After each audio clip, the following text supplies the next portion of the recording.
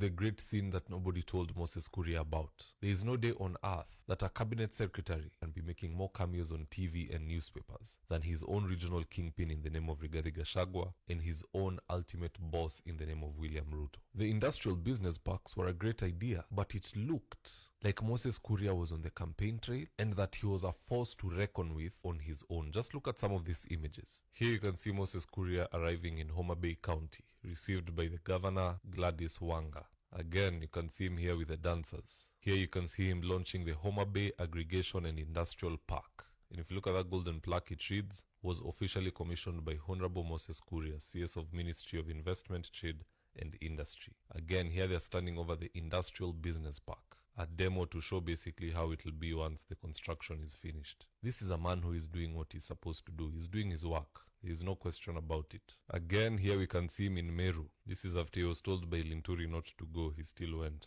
This is him and Governor Kawira launching the Industrial Business Park there. You can see they are smiling. You can see Moses Kuria in the excavator there. And you can see him addressing the people. So somebody somewhere in power felt ruffled. If Moses Kuria kept up his visitation to the counties all the way to 47 the way he had planned, because I think they've stopped him at number 12, by the time he was reaching 30, he would be a force to reckon with. Even somewhere in Kisii, some people are saying that he's the kingpin of Mlima Kenya. So you can see it was almost like a supremacy battle. This, of course, is not Moses Kuria's intent. He is working for the people. But there is an underlying consequence in working hard and working hard in public. If your boss is not somebody who is very understanding, they can punish you for such a thing. Even where you work, assuming you have 2, 3, 4 bosses ahead of you, if every time you do something, you get public limelight for it, and that is your right, it is not a mistake, you will be attracting an enemy that you don't know about.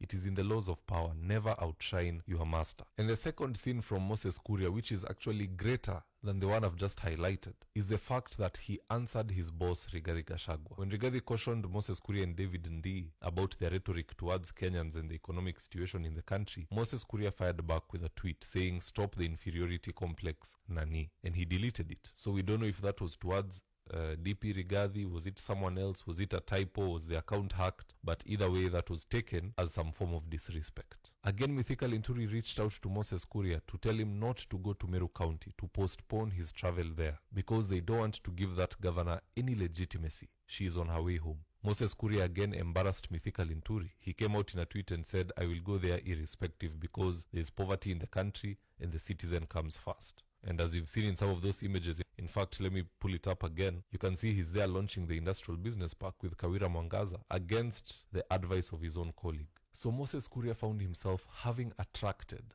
enemies who have the power to move him around or to send him home indefinitely. You know, a classical example is when you were a child and there were some guests in your house. And because there is a lot of guests, your mother tells you to do 1, 2, 3 and you tell her no. Because you know she cannot beat you in front of the guests. That is true. But once the guests are gone is when the belt comes off, the slippers come off, even the hot mwiko can be weaponized. So once there was chaos because the media was involved, he's in the newspapers, the deputy president is also being dragged in on that brawl, nothing happened. That was the equivalent of having guests. But once the media left the government to its own devices, you can see the retaliation has taken place. So for me, it's just those two things are what have moved Moses Kuria. Number one, being in the limelight too much because of his rhetoric and because of his activities. And I have no problem with his activities, but somebody clearly does. The moment you move around and people start singing you are a kingpin, and again you're getting more limelight than your bosses, that automatically is a problem.